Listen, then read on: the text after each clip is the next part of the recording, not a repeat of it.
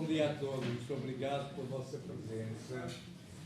Em nome da Universidade de Porto, do PTEC Pink Políticas Criativas e, acima de tudo, em nome do Future Places, bem-vindos a esta sessão da manhã.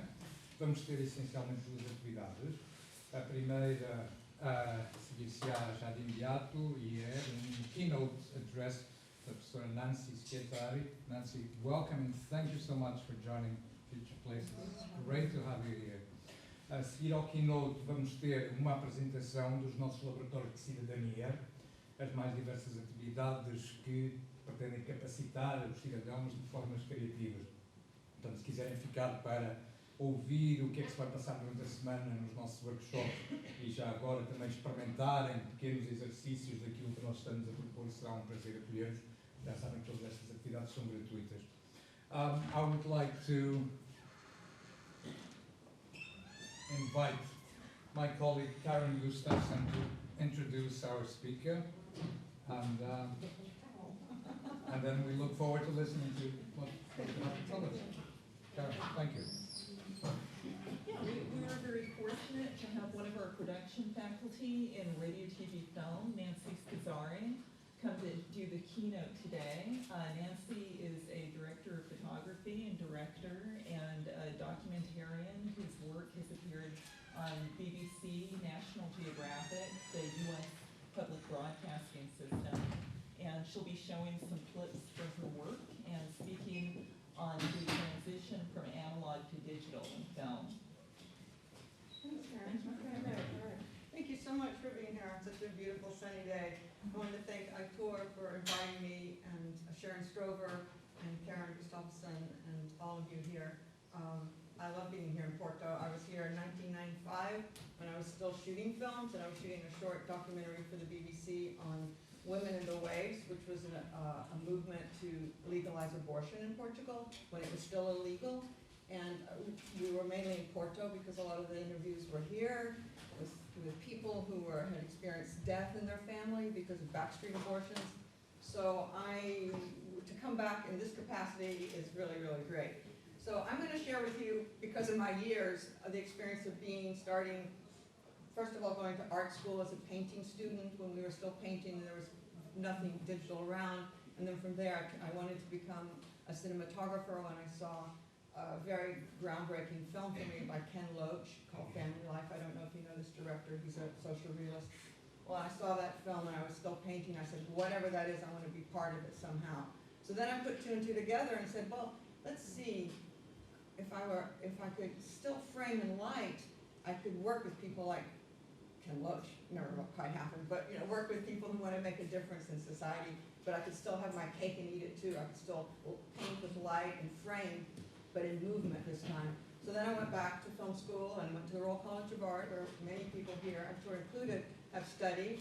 And at that time, it was the 70s, when there was a very orthodox view about filmmaking and narrative. It was very rigid. You didn't have a kind of pluralism of ideas. It was kind of a structuralism imposed, Marxist. We were all kind of Marxists in one way or the other, and but when it was applied to form, it became very rigid. So when I got to film school to make these kind of emotionally moving films as a cinematographer, everybody was anti-emotion.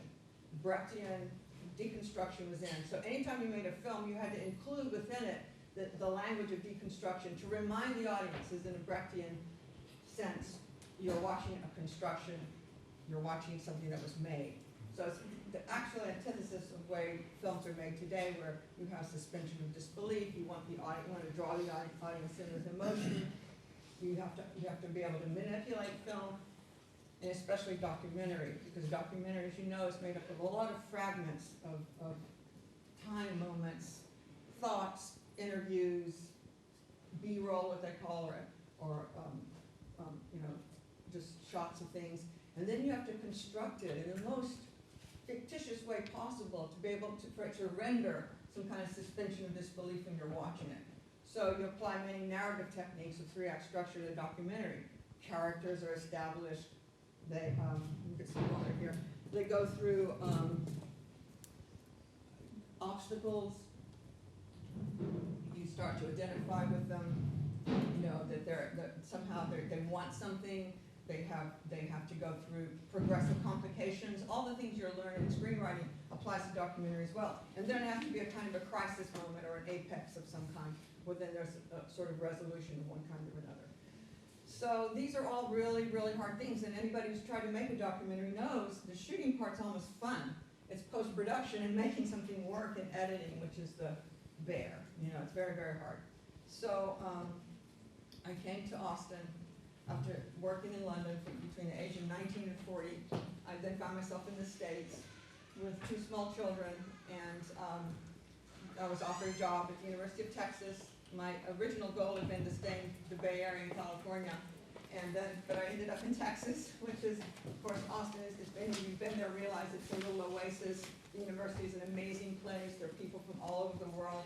So I've made Austin my home, and again, having the opportunity to be with intellectuals, not just film production people. That's what's really great about our department. And Sharon didn't think twice about asking me to do a keynote speech. I'm not an academic in that sense. I don't write papers. Everything I've learned is basically from the street and from experience through the lens. And those of you who work in documentary know that the camera is your tool to enter into people's homes and into their hearts, and they give you back as much as you are there as a witness to have them tell your story, their story. So this talk is called Distant Voices, Digital Presence, because digital technology has allowed for so many more voices to be heard that before just wasn't possible, wasn't financially possible. Compare one roll of film that lasts 10 minutes, a 400-foot roll loaded in a magazine of 60mm film costs $100. That's 10 minutes. So you do one interview with someone, the maximum was about 3 rolls, 45 minutes you would interview someone with. Bingo, it's almost $1,000. Not even to talk about what the crew, when you went out to shoot a documentary, you had the cinematographer, you had the camera assistant that was loading the magazines, you had a spark or an electrician to put the lighting, you had a researcher there usually, a director, and sometimes a producer. All of those people on a living wage, usually, under the line as it's called, not, under the producer and director is below the line, and that was always a struggle because you probably were freelancing if you were a cinematographer. But, so, just one interview, one day shoot would be $2,000 or $3,000. So, anyway, I'll go ahead and start the talk that I co-wrote with Karen. Thank you, Karen, so much. As a wonderful writer, she helped me craft this paper.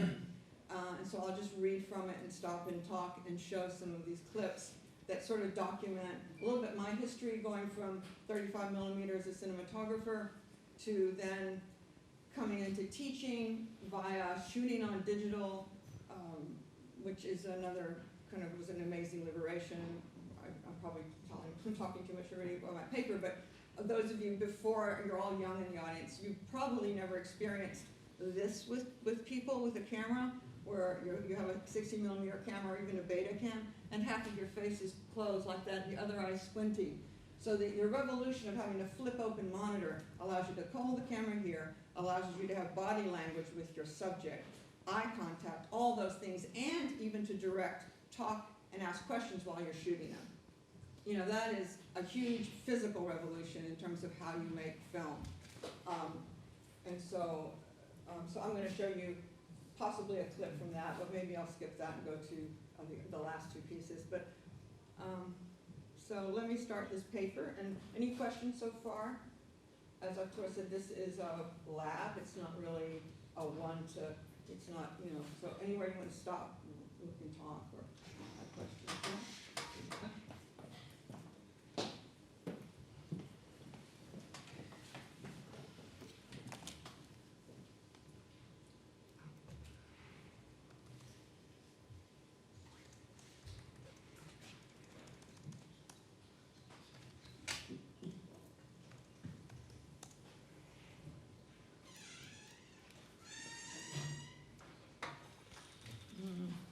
How's the sound? Do I need to talk loud?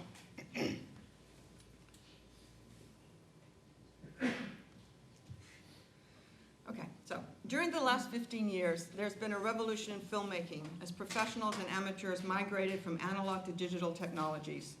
This transition has had profound implications for the media industry, the accessibility of media production tools, and for filmmaking as a means of cultural, political, and artistic expression.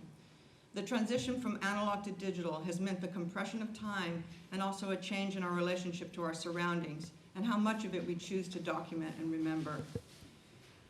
When I began a career in cinematography in the 1980s in London, there was a strict protocol for gaining experience in the camera department and a period of working up the hierarchy within the department.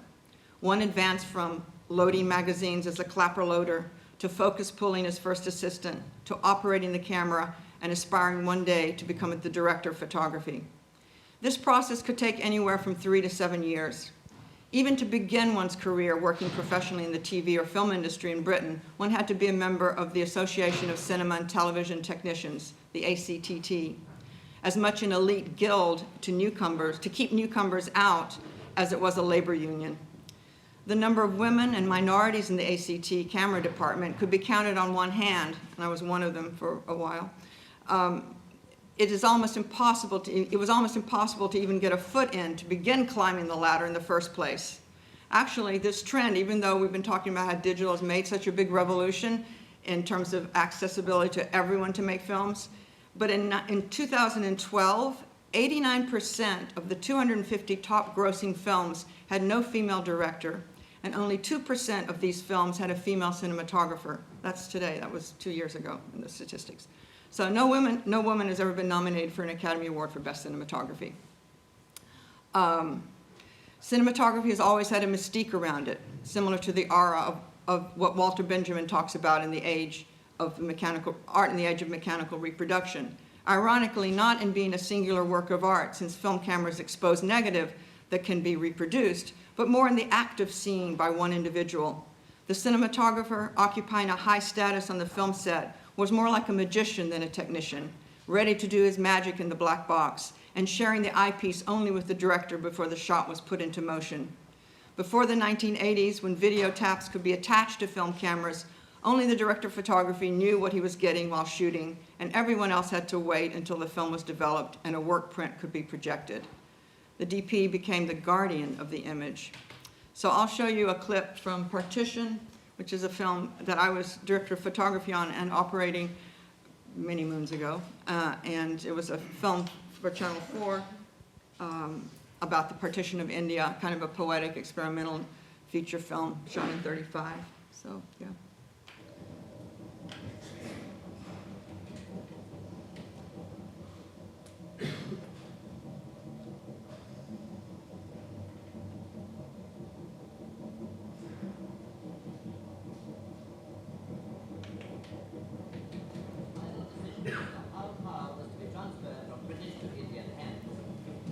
Reservation, of course, the plan has had a good reception.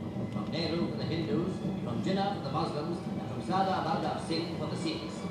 It meant partition of India, partition of the Punjab, Bengal, and Assam, if so desired.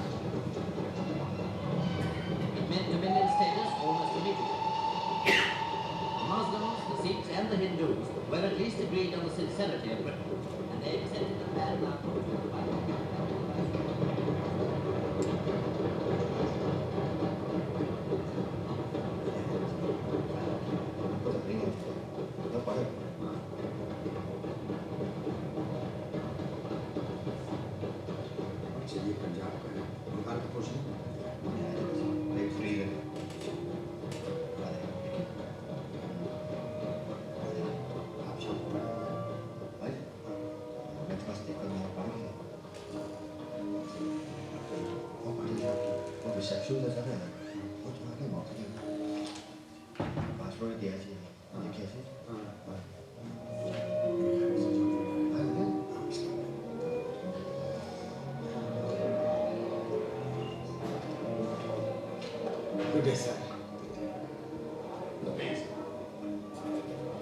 Now, gentlemen, this shouldn't take long.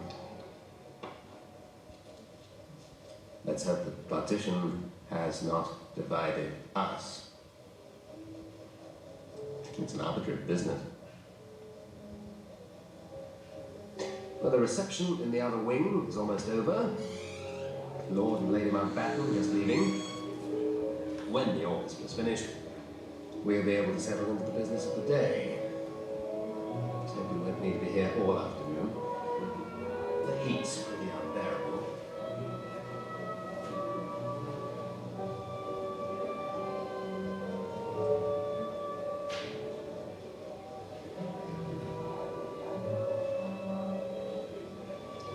Money, money, money. How much for India and how much for poor, orphaned Pakistan? There is so much to sort out. They will be meeting for days. Even they don't understand what they have done. Partition is more than a line on a map. Some important English officers have kindly agreed to stay on for 6 months to help the transition. So nice of them. The English General Sahab will listen to both sides and then decide. He has the money, you see.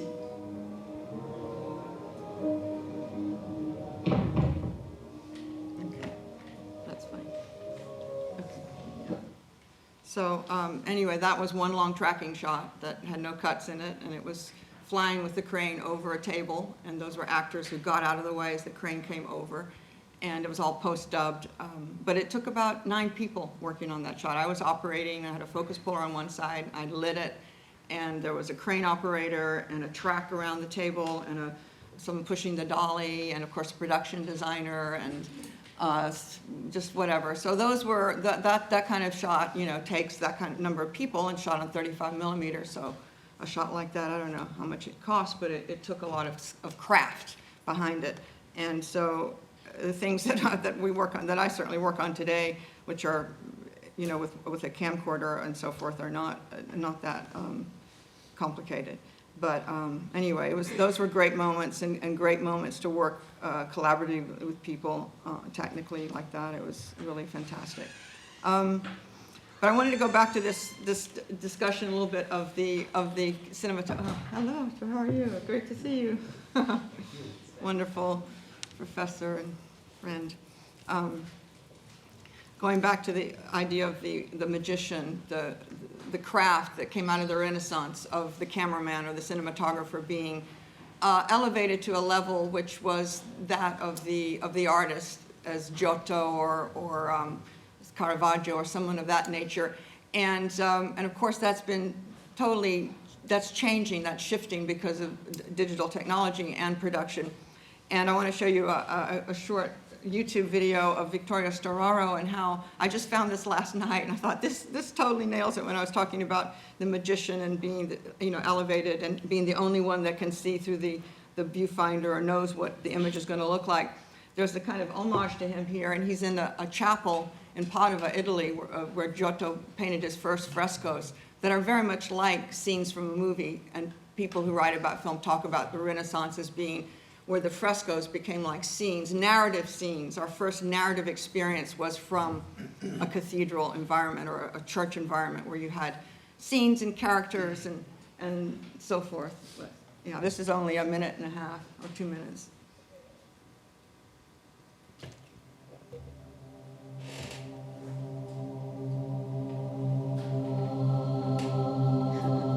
Even the music is, you know.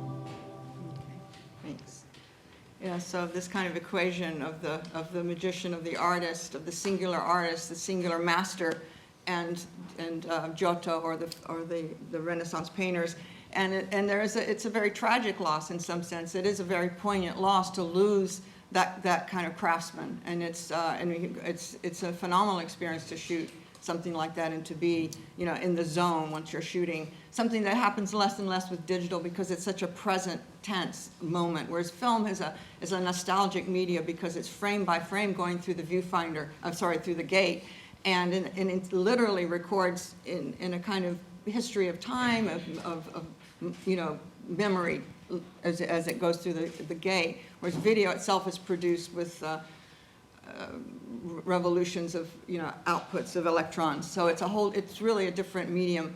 And if any of you have been on a film set, just before you go action, there's this kind of incredible, similar to that kind of reverence of everything goes absolutely quiet, as if a baby's about to be born. And then, you know, and then the take happens, you know, and so it's a very reverent moment. And, you know, it's just not the same on video. The good thing about video, of course, is that you have a quick speed. You can play something back that you just shot. You have monitors everywhere, monitors in the next room. The actors watch their own performances now. They're no longer in this holy zone that happens, this protected zone in a film that happens in front of the camera is very much like a birth scene. So that kind of magic's been broken, and people are going back to look at their performances, and it's a whole different energy that's there. Digitization began to affect cinematographers in successive waves between the late 1990s and early 2000, beginning with the digital intermediate process, a way of revising color and image effects. Films were shot on negative, transferred to digital, where the look could be manipulated and then transferred back to a print. Before the 1990s, there was a distinct separation between production and post-production. What the director of photography baked into the image was a distinct look, his signature and light, and defined his style. Today it costs $1,500 to print one copy of a movie on 35 millimeter and ship in heavy metal containers to theaters. Multiply that by 4,000 multiplexes in the US alone. Compare that with $150 for a digital copy on a digital projector.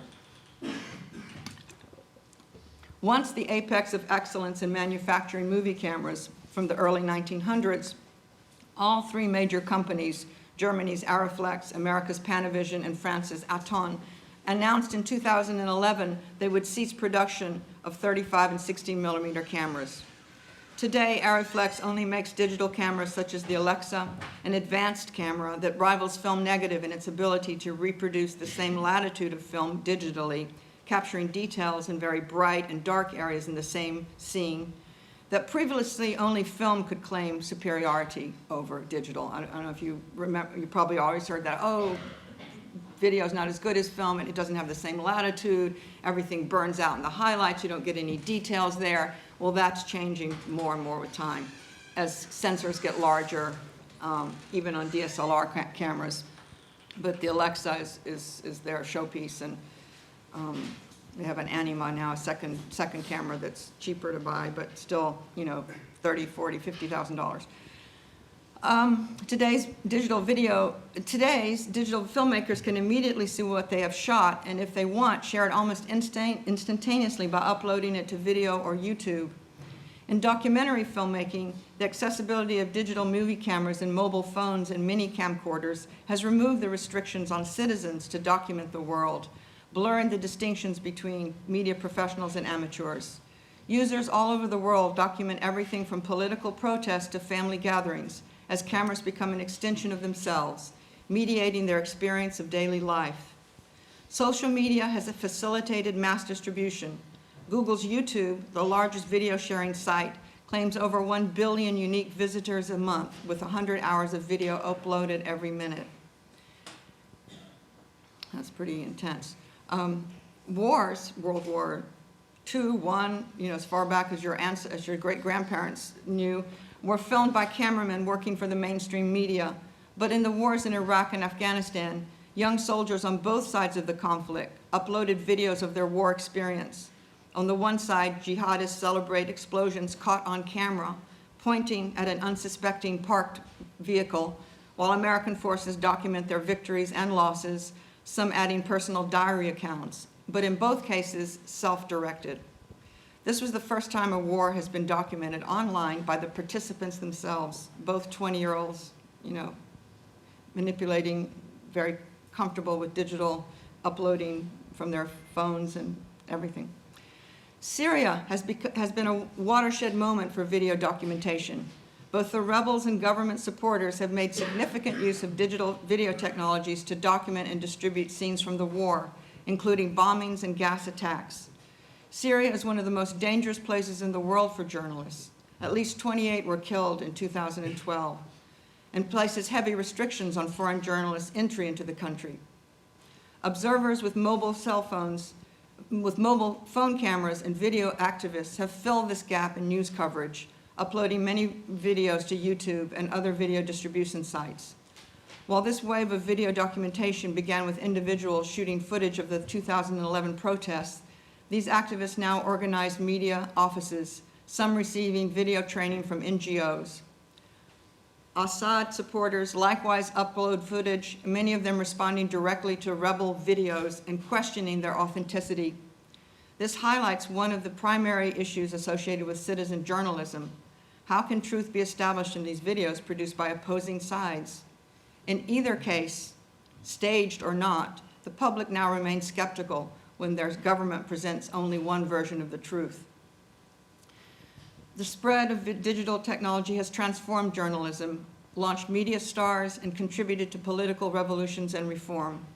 At the same time, we often celebrate the good in new technologies while turning a blind eye to negative aspects like environmental damage from increasingly disposable hardware and the exploitation of labor, workers toiling around the clock to produce items they could never afford to buy themselves. One of the best documented examples of this exploitation is seen in the Chinese factories producing components of the Apple iPhone, a product like many other mobile phones that has helped make digital video production possible on a mass scale. While extraordinarily low wages and massive factories allow Apple to keep prices relatively low, the labor conditions in these hardware production facilities may include excessive overtime, dangerous work environments, and in some cases, worker suicides.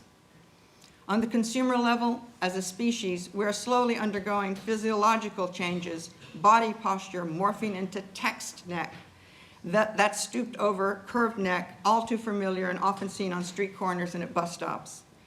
Studies also show the emotional addiction humans have to these devices, known to affect neurological pathways in the brain, releasing reward-motivated dopamine. In other words, interaction with small mobile devices give us a warm and fuzzy feeling of being connected 24/7. Anyone who has lost, misplaced, or had a device stolen knows it is as if a part of us has gone missing. What does this shift from analog to digital mean in terms of artistic expression and one's understanding of the world? What can digital technology enable, and what does it teach us about being human? Does it enhance our sociability and satisfy our human instinct to be connected and to communicate? So I'm going to go on and segue into other positive aspects of shooting digital documentary. I already mentioned the flip-over monitor that I discovered gives the cinematographer the freedom to have eye contact with your subject, to interview them while shooting, and to float over your subject above and below, effortlessly moving in space around your subject with the flick of a wrist. So you're doing what's called coverage like this. Before, it was heavy cameras on a tripod. Now you can create space within the scene. Everybody who shoots now applies kind of narrative techniques to digital documentary, so you have a kind of establishing shot. Then you'll go in closer for a two-shot of two people talking. You might go over someone's shoulder and get their reaction on their faces. You'll switch over to the other side, get them, and you'll be doing this physically like a dance around these people while you're shooting, because this camera that you can hold now like this, suddenly you can suddenly get over the shoulder shot, under shot, going around, zoom out, and get a wide shot. You can do coverage for the editor, who then can create a scene in the editing room that is seamless and seems to unfold in real time, even though it might have taken you half an hour to shoot. So that kind of movement and ability to dance around your subject because of the flip-open monitor and the ability to handhold this instrument also means it's very easy and very quick to do, to shoot documentary. Let me show you, I guess I'll show you a clip from, it's from the DVD actually, and it's called Weaving Worlds. And this was a film, it was the first time I really shot for someone else with the camcorder. And he's a filmmaker who's from the Navajo people in the United States. He came to the University of Texas on a scholarship, and he wanted to go back and make a film about the exploitation of women weavers who weave these beautiful Navajo rugs. And he asked me to shoot it for him. I was delighted. He was one of my students, and I got a paid gig from a student who got a really nice grant from PBS. So we went to the reservation and lived there for 2 weeks. And that was the first time that I could do coverage like this within minutes and get several shots. And it was like, I realized using videography is like writing with film. You know, the translation of the word cinematography means to write with movement in light. Cinematography, graph means to write photography. And so with videography, it was literally writing with video images as quickly as you could write something. So, I don't know if it's easy to, yeah, Weaving Worlds. How the West was spun.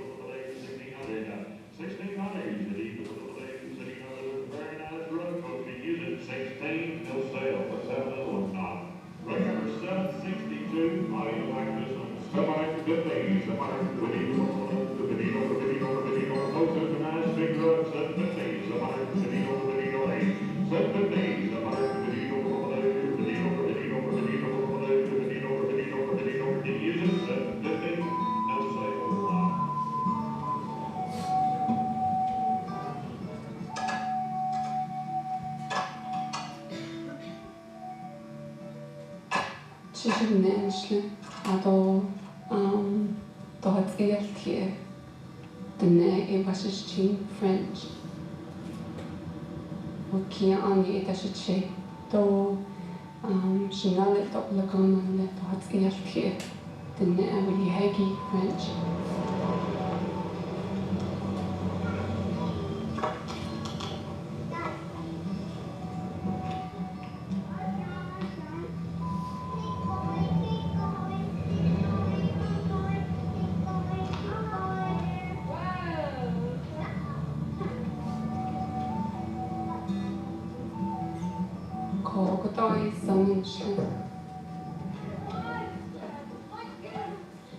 I received my master's degree in 1998.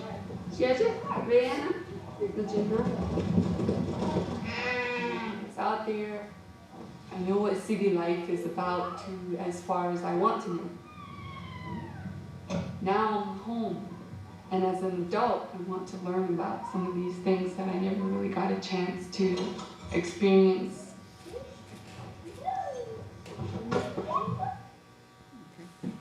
So that was, you know, recording voices that really hadn't told their story about women Navajo weavers who traditionally would make those beautiful rugs for their family and also sell them at the local traders. There was only one trading post, and they didn't have the ability to go far and make a deal, so they would sell their rugs to the one and only trading post, and they were paid not for the value of the beauty of the rugs, but the worth of the weight of the wool, the price of the wool, whatever price that was on the East Coast.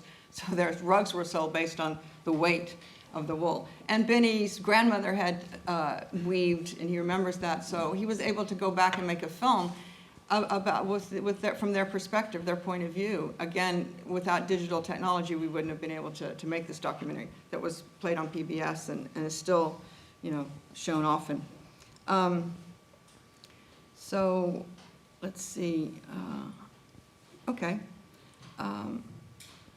Now another great thing about the cheap price of digital technology compared to film is that in film you would be very restricted in.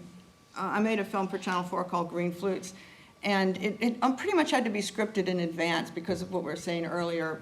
10 minutes of film cost $100. So you had a thesis about what you wanted to prove, and you went out to the world and you found people and places that matched that thesis. So you didn't necessarily go out completely open-minded, but digital has allowed, one of the musicians yesterday talked about the randomness of digital technology. In a sense, you have that inbuilt with you now when you go out and make a documentary. There's a sort of element that you're not afraid of anymore. Before you had to prove your thesis before you got money from Channel 4, the BBC, that this was the film that was going to work. And now you go out and you take more risks, and you're also more open to, maybe you started with a thesis, but the reality is telling you something different. So you can go with that, and you can collect material in a way that, yeah, I'm going to collect this, I'm going to collect that, and then see how the truth plays out. That definitely changes something about the whole experience of making documentaries. And it also creates more time, unfortunately, in post, because you have hours and hours of footage. And one of the other things that say, you finish your film, which is usually about 56 minutes for TV broadcast, and you have all these stories and themes, subplots, sub-themes that don't fit in to this 3-act structure of an hour-long documentary. You can't just plop it in and suddenly go off in another tangent. But what digital allows is the website, social media. So if I could pull up Tattooed Under Fire, this was a documentary I directed for the PBS, and again, it was based in a tattoo parlor across the street from a military base in Texas, the largest military base in the world, called Fort Hood, where soldiers were deploying to Afghanistan and Iraq. But before they would go to this tattoo shop across the street. And a friend of mine owned the tattoo shop, and one day she told me, she said, you wouldn't believe the stories that these soldiers, before they leave, are talking about and expressing. And then when they come back, and also the tattoos they're getting are no longer the kind of cliche tattoos that you get on the wall of soldiers of eagles or airplanes or bombs. They're very intense, subjective images that I said, God, only Salvador Dali could come up with an image like this. They're very interesting external images of what they're feeling internally on the unconscious level. And the unique relationship they have with their artist is a collaboration that doesn't really exist anywhere else, except maybe in the Renaissance, when the client would collaborate with the painter to kind of come up with an image that they would want in their chapel or their family home. So in some ways, the tattoo artist works as a spirit medium for the client, for the soldier, to bring out what he's trying to express. And he will work for a long time creating the right drawing. The soldier will bring in an idea, or will bring in an image or a newspaper or magazines or something. And together they will create an image that the artist then carves on the body, which is an impermanent object. In the United States, soldiers aren't conscripted, they volunteer, often out of economic necessity. But anyway, so they're handing their body over to the government to do what they want with it, put it in danger wherever they're told to go. So they have no control anymore of their body. That's what they're signing away when they take their first big paycheck. So underneath the uniform, there's a riot of expression going on, of artistic frescoes. The wealthy have, paintings in their houses and etchings and prints. Working guys in their 20s don't own apartments. They don't have houses, so often their body becomes their wall where they express themselves and pay a lot of money for those prints. $500, $600 will buy you a really nice etching, and so it'll also buy you a tattoo. But where was I going? I'm sorry, I'm deviating now. Yeah, so anyway, going about the excess of footage that you get with documentary filmmaking today. Okay, I was going in the tattoo shop over 3 years, meeting soldiers, filming their first tattoo, filming their story, and then asking them would they stay in touch via email during the war, and when they come back, would they allow me to interview them again and film whatever new tattoo they have on their body. So about 6 of them stayed in touch. And then there were other themes over those 3 years that were emerging. One was about gender and how the two genders are very polarized during war. Men who go to war feel entitled. Look, I'm risking my life. You know, you're a woman back home, not risking her life. You better be loyal to me. And if you're not, I'm going to come back and I'm going to shoot you in the head with the lover that I find in your bed. And this happens. It happened in Colleen. And there's a story in the tattoo film where they're talking about this happening to someone who's in special forces. He came back, he found his wife in bed with someone, he killed them both. Okay, well, that's what the Taliban does, right? That's what, you know, happens to women in those worlds. How is it that an American is able to get away with murder? And he was. For 1 month, he can claim PTSD madness. And also, the tattoo artist says, well, they've spent so much money training special forces, they're not going to give him up. So he didn't have to go to prison for that. And then there was a discussion in the tattoo shop among regular soldiers saying, I understand him completely. I would have done the same thing. So in that sense, this kind of entitlement, this gender polarization that happens because of war. Meanwhile, there are women who work in Colleen almost like a clan of people, and they target young 19-year-olds who've never even had a girlfriend, who marry the first stripper they meet, and then are able, by marrying the soldier, to get health insurance, things you take for granted, but in America, that's like a gold nugget to have health insurance, a place to live, you know, money coming in. So you have on both sides, you have this, as I said, you know, polarization of gender. And that couldn't make it into the final film. So where it existed is, if you want to scroll down to these little videos, these are 4 or 5 minute clips of videos that are also self-contained documentaries. And then the last one, actually, we had to make it 10 minutes. This one here is all about those issues, and also about the body itself. One soldier in the tattoo parlor tells a joke. He says, I have a tattoo on my penis that says your name.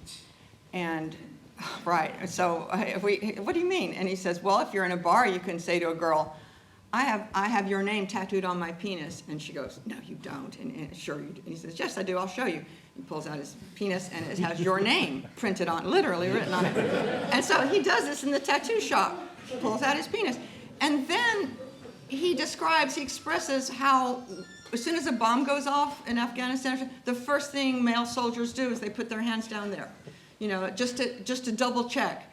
You know, that's the most important, valuable part. You know, if that's lost, you know, it's a serious thing. So we have that in this piece, you know, where he just describes that. So again, it relates back to the theme of the body, of these pieces of parts that in some are now adorned with tattoos, but in some cases, what is the commodity that is being sold here is bits and pieces. And that's been the tragedy of these wars. They're not traditional wars where people, you know, die. They die by being fragmented into tiny pieces. 2 out of 3 American deaths in these wars have been the result of improvised explosive devices. Those are IEDs, bombs hidden under the ground, that cost $2 to make in somebody's kitchen. I'll talk a little bit about that with the next project, but I'll show you just 5 minutes of this. This is a compilation clip, so it's not, it's a trailer kind of thing that actually PBS put together for their advertising. Tattoo I'm getting right now is an hourglass with wings flying through a thunderstorm, and it just kind of symbolizes my life going through up to where I'm at right now in time. When in uniform, I have to be the exact same as everyone else. I need to look exactly like them. Tattoos is kind of just like a way of me expressing myself and showing everybody else that when I'm not in uniform, I am somebody different. I am me.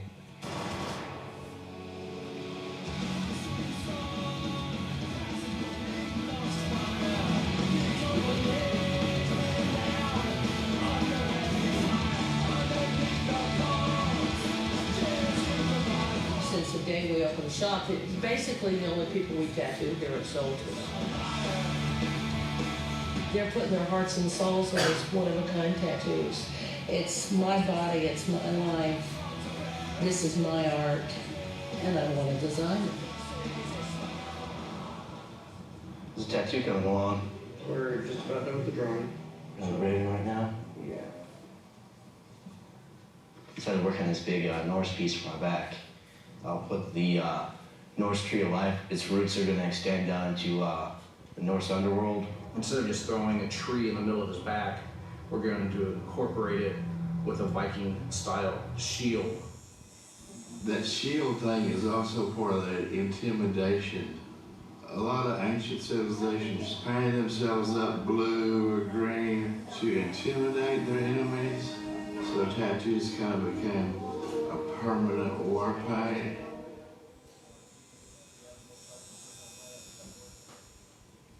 You know how many times I got smoked for having this tattoo? It's a fetus in a blender. I mean, come on now. Tell me that it ain't funny. Guess we really don't know what we're in for. I mean, you kind of look at this tattoo in a literal sense of a small child in a blender that doesn't know what's fixing to happen to it. You know, it's fixing to get all chopped up and chewed up and turned to mush. And I guess there's a possibility of that happening to me. Since the day we opened the shop, that's all we've been hearing are their stories, their woes, their fears. You know, some of these kids are terrified to go. And the ones that came back unscathed, you know, physically, still have some serious psychological issues, which from what I hear are hardly being addressed at all, if at all.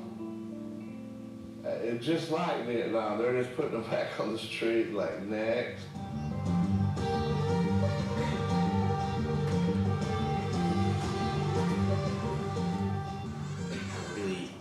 Don't want to go back all that much. The whole glorious charges you see in all the movies, they ain't it. I don't mind fighting, you know, the whole warrior heritage thing I'm always talking about, but there's some aspects of this stuff that I'm just not looking forward to. You know, I had 2 friends burnt up in the back of a Bradley, you know, like melted into the structure of the Bradley. You know, you look at the news, you know, some poor soldiers got blown up. Yeah, I know, and there's some poor other guy who knew them, but scraped what's left of them out of the inside of the vehicle. This is one unfortunate thing I got going for me, is I've been there before. I know it happens. I don't have the feeling of invincibility that some of the new guys have, you know.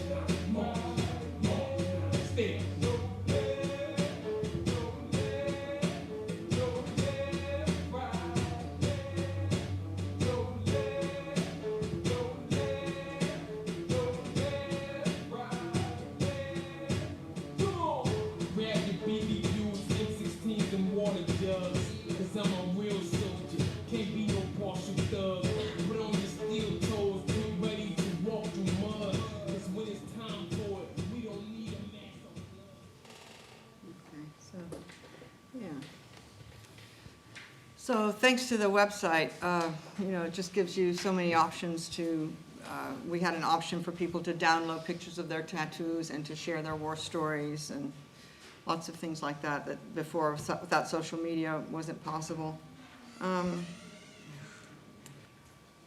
Okay, well, in the last few years, 3D video has become increasingly embraced by filmmakers. Werner Herzog used this technology to shoot the highly acclaimed Cave of Forgotten Dreams, released in 2010. After shooting in 3D for Pina Bausch, a documentary on German cinematographer Pina Bausch, Wim Wenders said he will never, ever make another documentary in 2D. This transition to 3D offers new possibilities and limitations. In my current project, Canine Soldiers, I wanted to use 3D to alter the viewer's experience of documentary with another way of handling space, and to encourage them to feel more affinity for the unique perspective of the film's subjects, military working dogs. canines. Maybe shooting in 3D can shake up the way we have become aestheticized to war images, especially from that part of the world, represented by two-dimensional, traditionally flat, sandy, and khaki-colored like the desert. These two-dimensional images we see on our televisions from Afghanistan and Iraq are what we have come to associate with the conflict.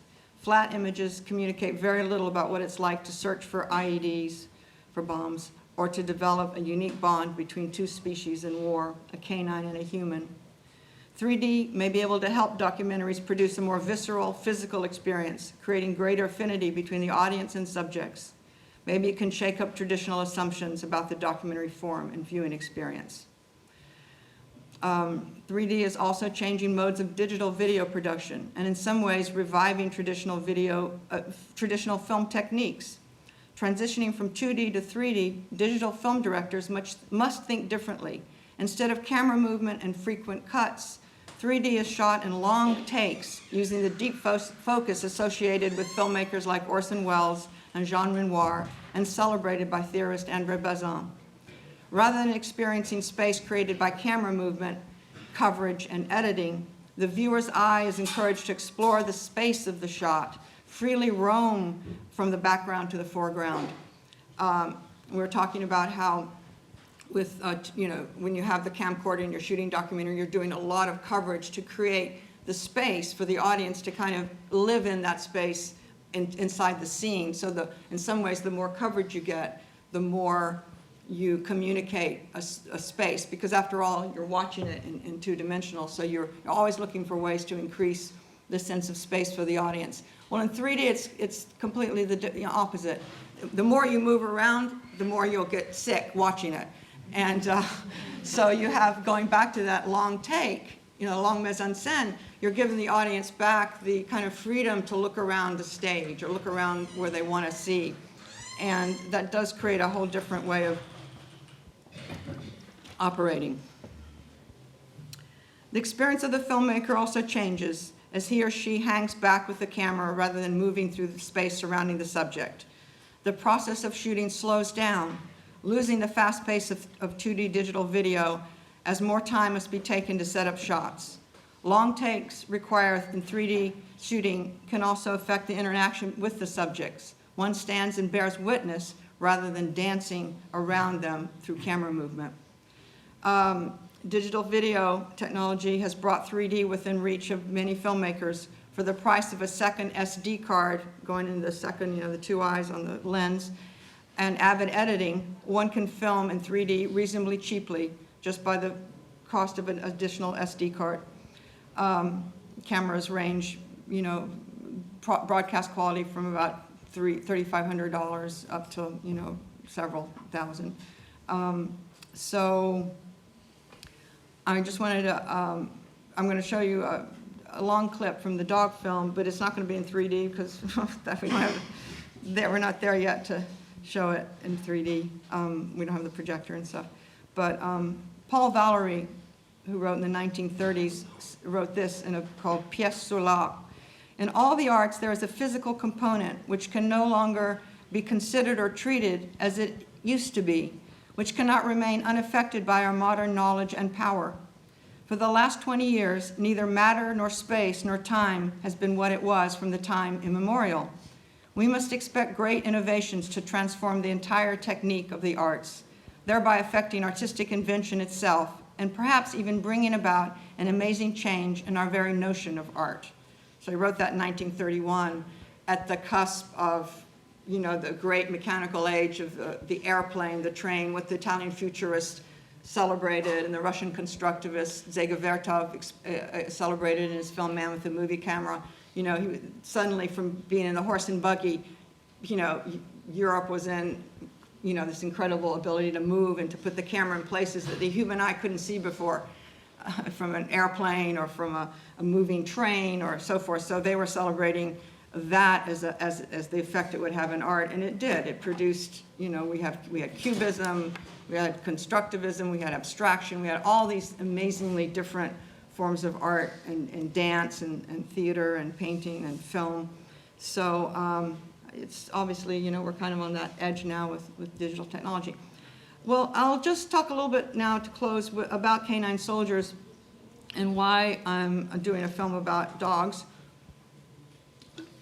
I think unconsciously is a way to connect with my older sister, who teaches animal studies and writes about melancholia and animals in the Renaissance. And we were estranged for about 10 years. She had 7 German Shepherds that she trained, and she had 14 horses.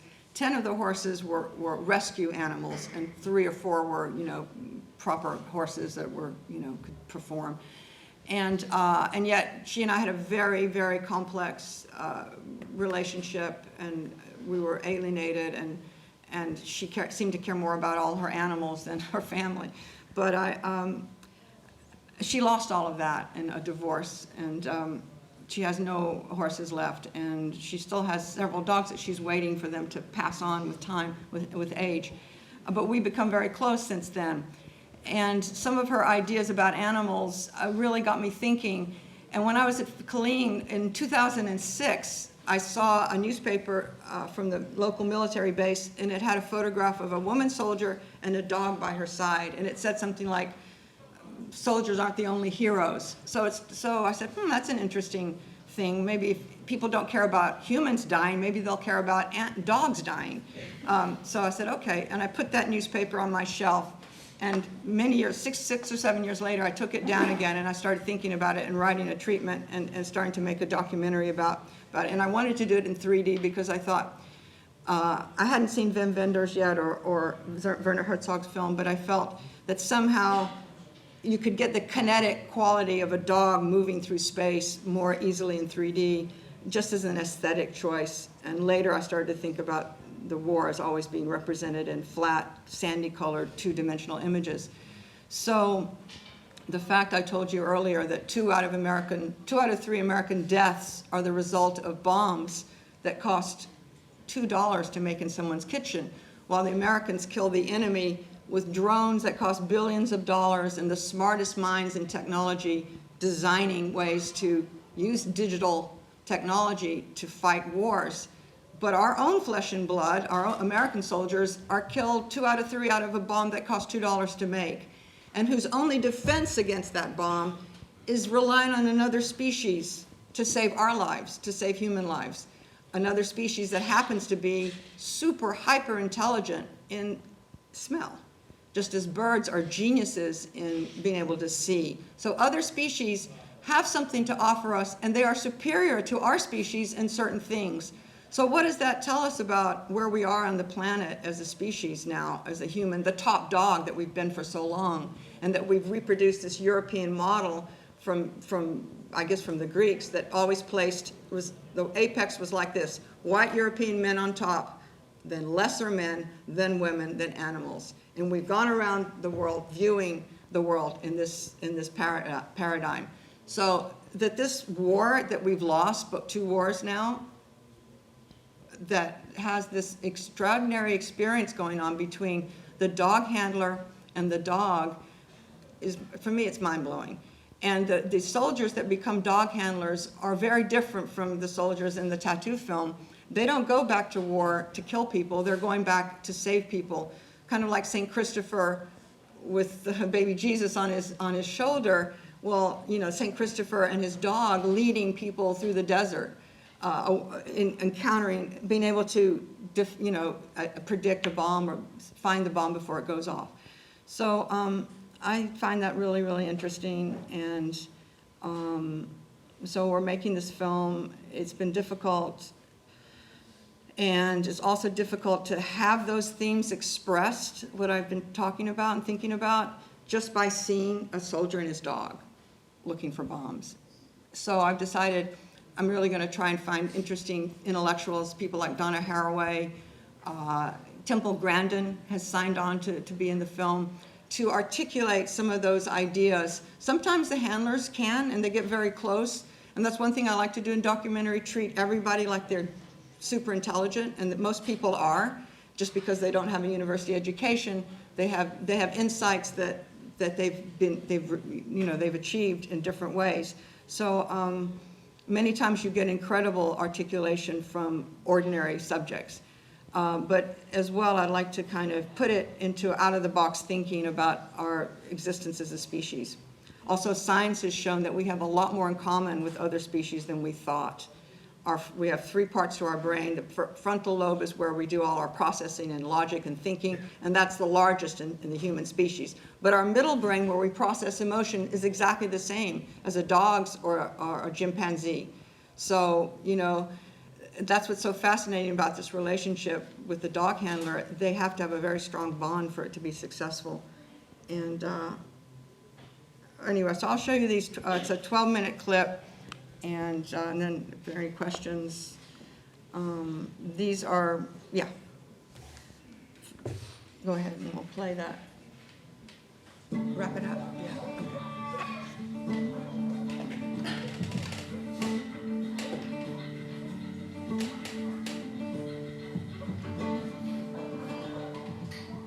This job that we do is a very important job.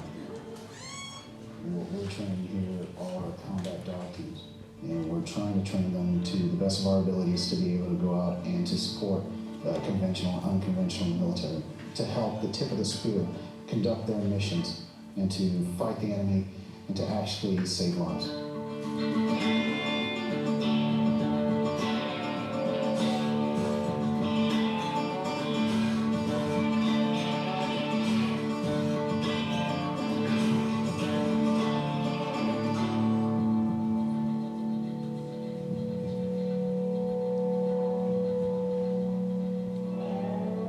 The threat is HMEs, homemade explosives.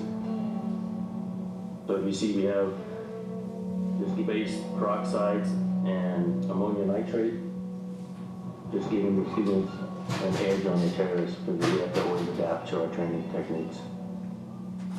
Matter of fact, we just developed a new training technique because they're bearing AIDS deeper. The dog has a sense of smell that can't be duplicated. It's a funny thing that in our 21st century, very, very technologically intensive world, nothing is as cost effective as a properly trained substance detector dog. So working dogs have never been as important in terms of security as they are now. We're taking particular combinations of males and females that are very, very successful, and then we breed them together. At 8 weeks of age, they go out to a foster system where they learn how to bond with human beings. At the end of 5 months of the foster process, the dog comes back to the Air Force Base. The dog is certified in detection and in patrol, and then he goes to his field installation where he'll be married up with a handler and begin his career as a military working dog. When the handlers get here, we'll ask them to write us basically a biography of themselves. And it gives us a sense of their personality. We always give them guidance on which dog has the most potential and which one would be the best for them. We always give the handlers the opportunity to pick their dog that they want to use. Come on. When you say military working dog, I mean, she doesn't really want to be petted, but when she's inside her kennel, she loves love. She clicks with me. We're both hyper. We're both like to work. Come. Maya, come. I've always loved animals. My mom's always made fun, like, I was either going to be a dog handler or a teacher because children and animals just love me. Happened to just walk into being a dog handler, which was my dream.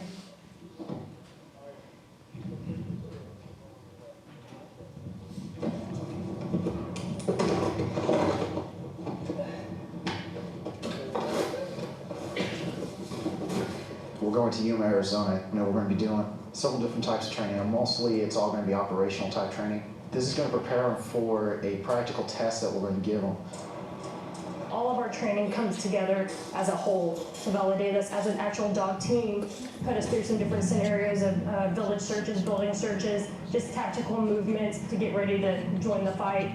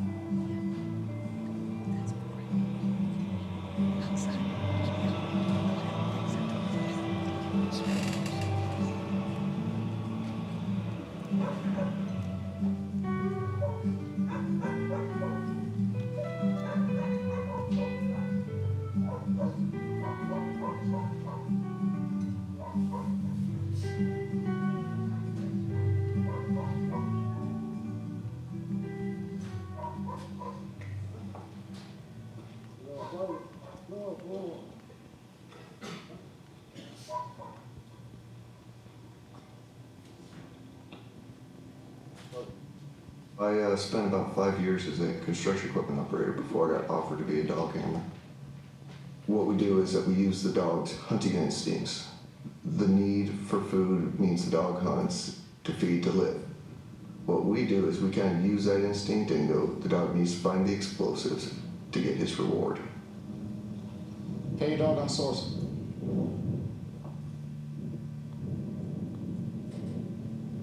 I had a guy in my unit, his name was Savage. He was hit by a vehicle-borne IED shortly before we were supposed to come home. And just hearing that these dogs can go out there and detect these things and find these things, it was just thinking, you know, if one of those things was out there, my buddy might still be here.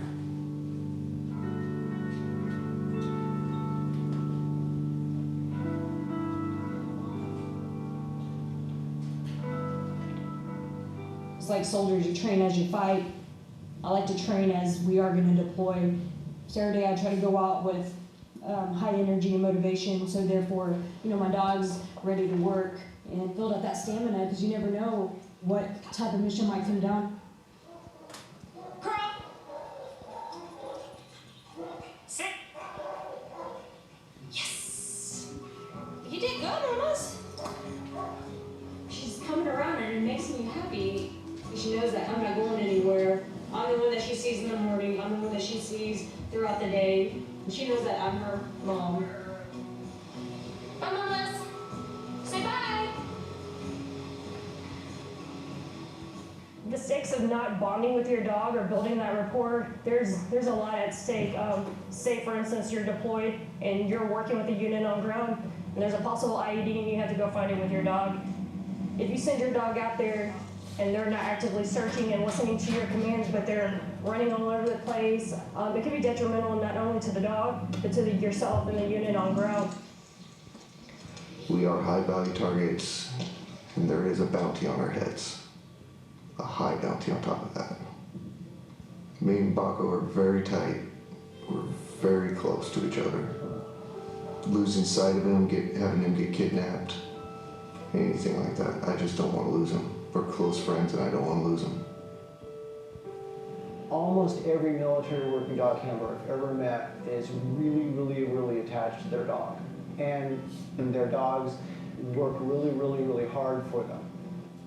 We build emotional bonds with these dogs because we're with them for quite a while. There's that fine line that you have to follow to understand that the dog is an asset. The dog is a tool. He's assigned to the Army. We utilize the dog for a bigger purpose. How's it going? Look, remember Bucko? Yeah, this is our guy that got hurt. How's he been doing? Been doing all right. So, tip is fine, all that stuff looks good. Let's take a look at this puncture wound. You want me to flip him? Yeah, if he will. All right. I'll let you do that for him. He looks like he's gained some weight, maybe. He has, 4 pounds. That's excellent. So, you gotta be a fighter. There you go, Hey, buddies. This is just going to take a while to heal. It is still open. The stuff that's draining out is clear serum, so that's okay. So I would continue to do the triple antibiotic that you're putting on there. Continue to keep that clean. It may take another couple weeks for that to heal up, because it's just a real deep wound.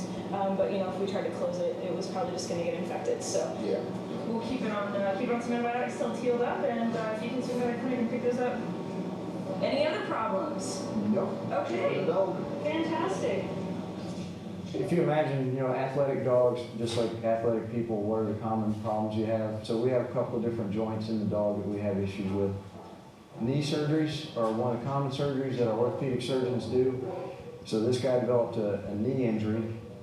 We have a lot of success with returning to duty. And the big part of the dog's success is related to how well the dog accepts rehab.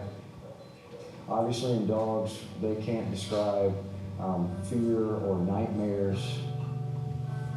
People can tell us what's going on, and we're certainly not saying that canine PTSD is the same as people PTSD, but there are surely a lot of the signs, the observable behaviors that are common between the two. The question might be, is there a cross-species comorbidity? If the handler's got PTSD, is the dog more likely to show signs like that, and vice versa? does it put either at risk if the other has got a problem? This affects the welfare and the ability of the dog to do its job. It's an issue of distress, but it also can affect people because the people that work with the dogs count on those dogs to help keep them safe.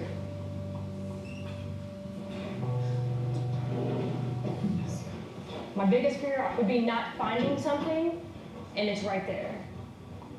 And then find out that someone was on that same route, that same area, and got killed. That's my biggest fear, is overlooking something and someone gets hurt. Because that's something you definitely don't want on your conscience. See?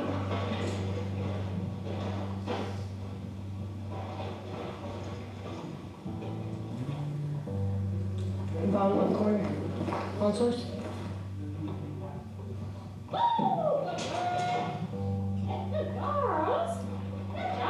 I personally want to find IEDs because I've been blown up. I've seen people blown up. I've seen people die from them. I don't want that to happen again. That's one more person that has to go to a family's door and say, I'm sorry, ma'am, I need to inform you. So I have no hesitations going out to find IEDs whatsoever.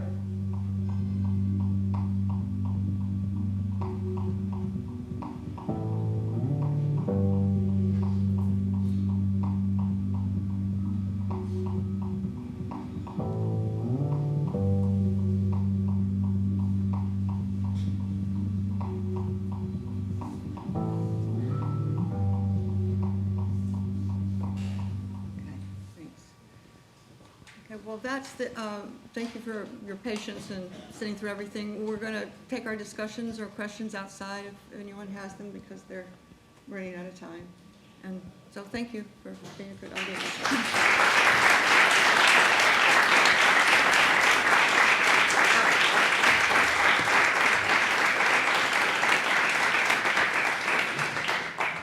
Thank you, Pedro, very much. Excellent report.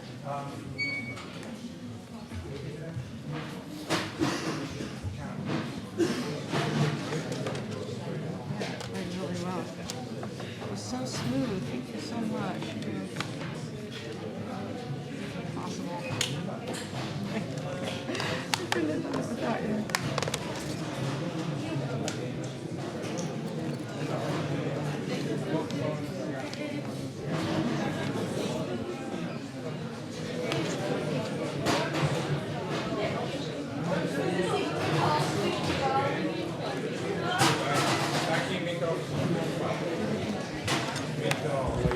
Micro.